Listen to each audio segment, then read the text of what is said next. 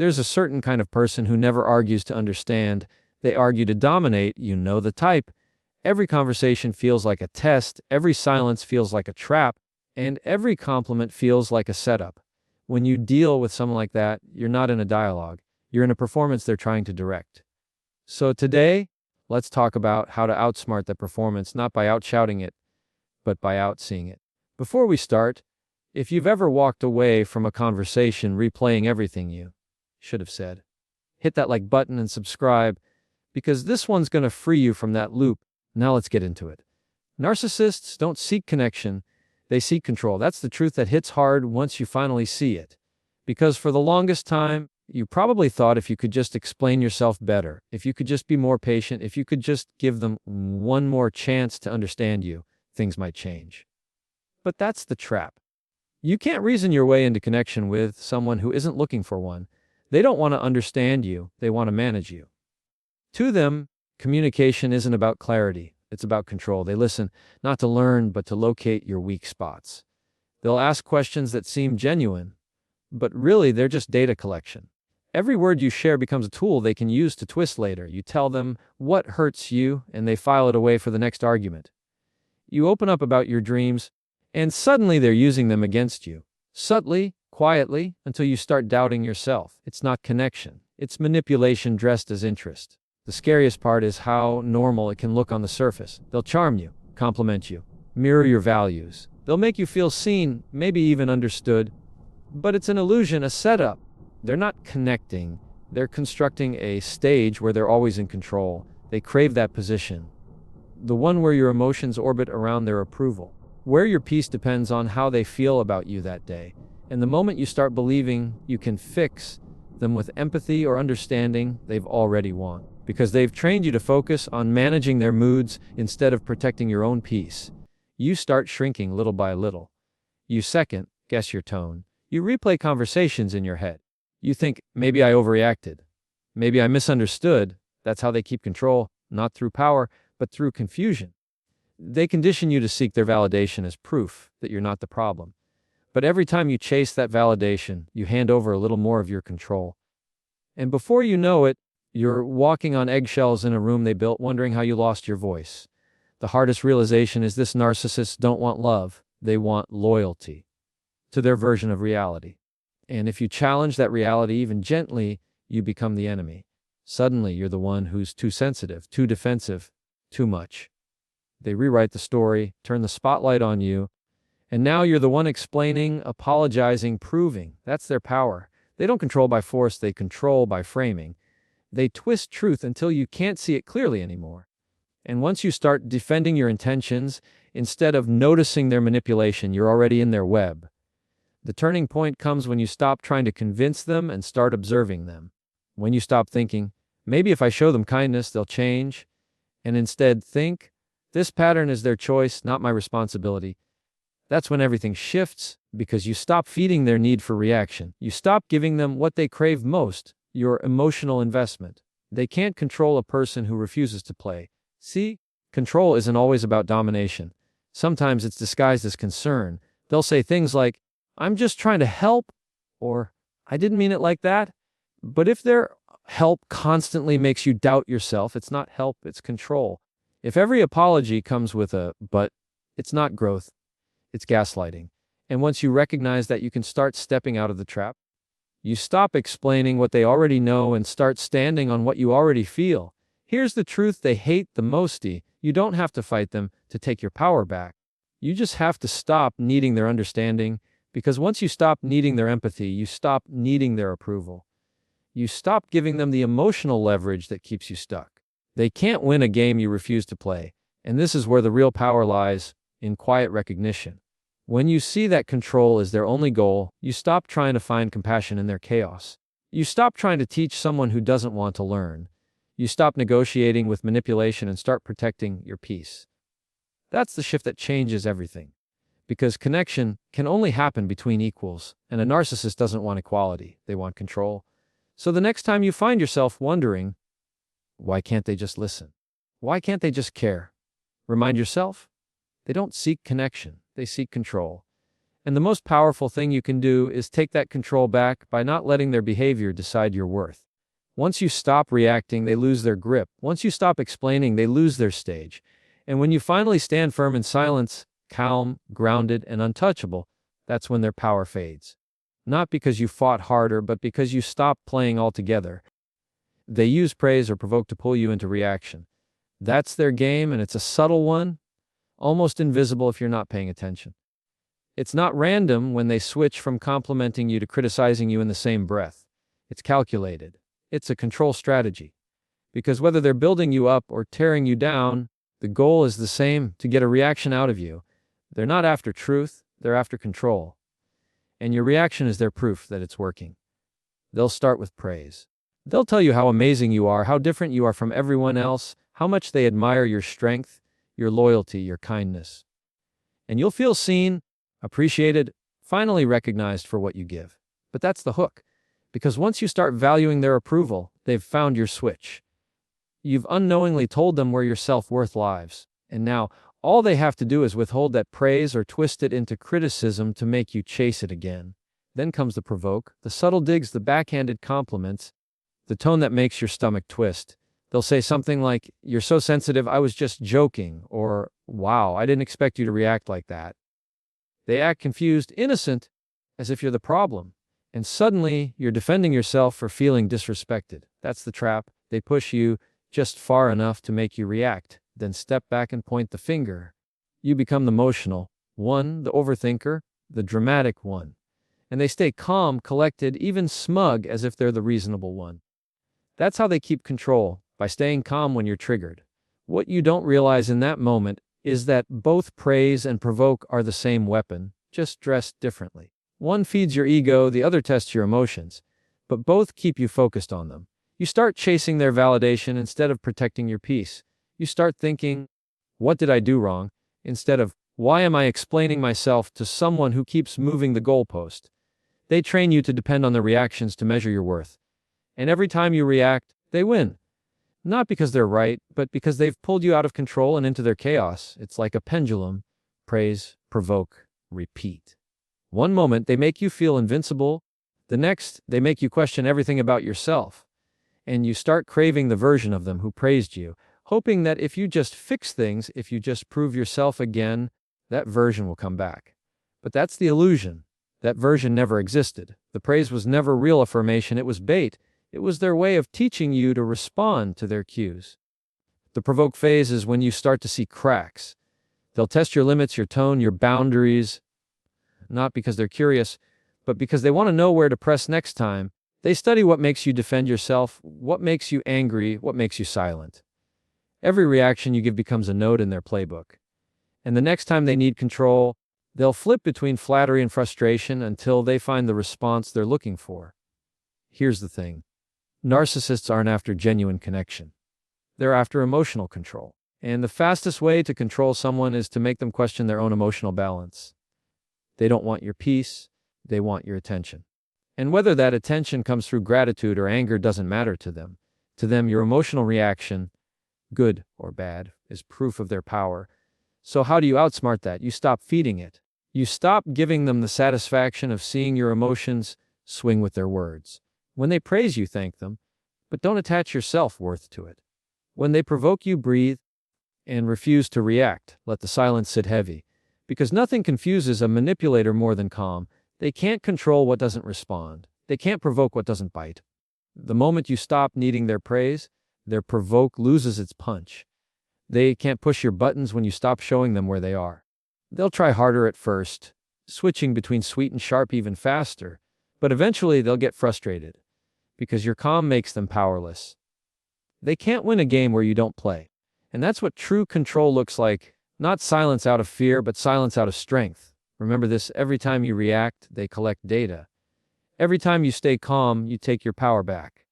The real win isn't in exposing them. It's in not engaging. It's realizing that your peace doesn't depend on how they treat you, but on how you respond. Because once you stop letting their praise inflate you and their provoke deflate you, they lose their grip entirely. You become unpredictable, unshakable, untouchable. They use praise or provoke to pull you into reaction. But the moment you choose not to play, you flip the entire script. They wanted control, you gave them calm. They wanted drama, you gave them silence. And in that silence, their power fades, because control only works when you hand it over, and your best response is the one that keeps it in your hands. Calm detachment exposes their weakness. That single act, staying composed when they expect chaos, is what breaks their illusion of power. Narcissists thrive on emotional reactions. They feed on the rise in your voice, the flash of anger in your eyes, the desperate attempt to defend your worth. They read your emotions like a map, using them to navigate your vulnerabilities. But the moment you detach, not coldly, not cruelly, but calmly, their entire strategy starts to crumble. Because your peace is the one thing they can't manipulate. They'll try to bait you. They'll twist your words, question your motives, and push buttons they've learned over time. They'll accuse you of not caring, of being distant, of acting different. And in a way, they're right, you are different now. You're no longer giving them the emotional energy they need to feel powerful. You're not defending, not explaining, not reacting. You're observing. You're steady. And that stability is their undoing. Because for someone who needs emotional chaos to stay relevant, calm is the loudest rejection. When you stop reacting, they lose control. That's what makes detachment so threatening to them. It's not just silence. It's emotional independence. You're showing them that your peace doesn't hinge on their opinion. You're proving that their approval is optional, not oxygen. And that drives them mad because they've built their identity on the idea that they can control yours. But calm detachment flips that script completely. It says, I see what you're doing, and I choose peace anyway. It's not passive. It's power under control. You'll notice it. Their tone will shift. First comes confusion. They don't understand why their usual tactics don't work anymore. The praise doesn't light you up. The provocation doesn't shake you. Then comes frustration. They'll double down, trying harder to trigger something, anything. They might accuse you of being cold, selfish, or arrogant. That's projection, because what they really mean is, you're no longer easy to manipulate. And when manipulation fails, exposure begins. Your calm reflects their chaos. Your control exposes their lack of it. Detachment doesn't mean indifference. It means mastery. It means you've learned to feel everything without showing it to everyone. You can acknowledge the hurt without letting it dictate your actions. You can see their tactics for what they are, emotional fishing, and still choose not to bite. That restraint isn't weakness, it's wisdom. It's the ability to choose clarity over reaction, to hold your center while they try to spin you out of it. What most people don't realize is that narcissists fear emotional control more than confrontation. They can handle anger. In fact, they crave it. Anger gives them a role to play the victim, the calm one, the misunderstood hero. But calm detachment gives them nothing to work with. It's like fighting smoke. There's nothing to grab. Your peace becomes a mirror they can't stand to look into because it reflects their own lack of control. They'll call it silence, but it's not silence, it's strategy. It's strength. It's you deciding that your emotional state is no longer a playground for their ego. You're not shutting down, you're leveling up. You're communicating with composure, not compliance. You're showing that maturity isn't measured by how loud you respond, but by how well you hold your ground. That's what true confidence looks like. Calm under fire. It's not about matching their tone or proving your point louder. It's about understanding that your energy is sacred. You don't owe a reaction to every provocation. You don't have to play every emotional game someone invites you to. Detachment isn't escaping, it's reclaiming your peace, your focus, your voice. And here's the part they'll never admit. Your calm scares them, because calm means you see them clearly. You're no longer dancing to their rhythm. You've broken the emotional dependency they worked so hard to build. They realize they no longer hold the power to shake you. And that's when their mask starts to slip. Because without your reaction, they're forced to face their own emptiness. Calm detachment isn't about winning. It's about refusing to lose yourself. It's standing in the storm without letting it inside you. It's realizing that your peace is not a reward someone else can give. It's a discipline you protect. The moment you master that, you've already won the battle they keep trying to start. Your stillness exposes their noise. Your composure reveals their control issues. And your calm, quiet, grounded, unshaken becomes the mirror that reflects exactly what they've spent their lives trying to hide, their weakness. Control isn't about winning. It's about not playing their game. The moment you understand that, everything changes. Because people who manipulate, provoke, and twist the truth aren't after victory. They're after participation. They need you to step into their arena, to argue, to defend, to explain. That's how they win. They don't win by being right. They win by making you react. But the real power comes when you realize you don't have to play. You don't have to attend every argument you're invited to. You don't have to prove what you already know. You don't have to explain your piece to someone who profits from your chaos. The hardest part of emotional maturity is realizing that silence isn't surrender. It's strategy. It's you saying, I know what this is, and I choose not to dance with dysfunction. Because control isn't about holding the last word. It's about holding your center. You can't control what others do, say, or believe, but you can control how deeply it reaches you. And that right there is where your true strength begins. You learn to walk away, not because you're weak, but because you see the pattern. You've learned that the more you react, the more they feed. And when you stop feeding, their fire dies out. They'll say you've changed, and they're right. You've stopped engaging in nonsense that drains your peace. You've stopped trying to convince people who don't listen. You've stopped explaining yourself to those committed to misunderstanding you. That's not distance, that's discipline. You're no longer fighting for control, you're walking in it. That calm, grounded energy you carry. That's what real control feels like. It's quiet, it's deliberate, it's choosing peace over proving, clarity over chaos. See, manipulators thrive on reaction. It gives them validation, proof that they still have emotional influence over you. But when you no longer react, you take that power back. You stop being a character in their story and start writing your own. They can poke, provoke, or praise, but it all hits a wall because you've detached your worth from their approval. You don't play the game, and when you don't play, they can't win. That's what drives them crazy, your stillness. Your refusal to engage. Your decision to guard your energy like it's sacred, because it is. Control doesn't come from dominating others. It comes from mastering yourself. It's when you can be calm in the face of chaos, kind in the face of cruelty, and steady in the face of manipulation. That's not weakness. That's wisdom. It's the moment you realize you can respond with strength instead of react with emotion. It's you learning that not every battle deserves your presence, not every lie deserves your correction, and not every person deserves access to your peace. And maybe the most powerful truth of all, they can only control you if you compete. If you drop into their emotional level, you lose clarity. You start to fight for your reputation, your truth, your validation. But those who truly know you don't need an explanation. And those who twist your truth won't believe one anyway. So instead of chasing understanding, you choose peace.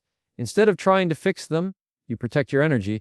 That's the moment you stop fighting and start leading yourself out of the chaos.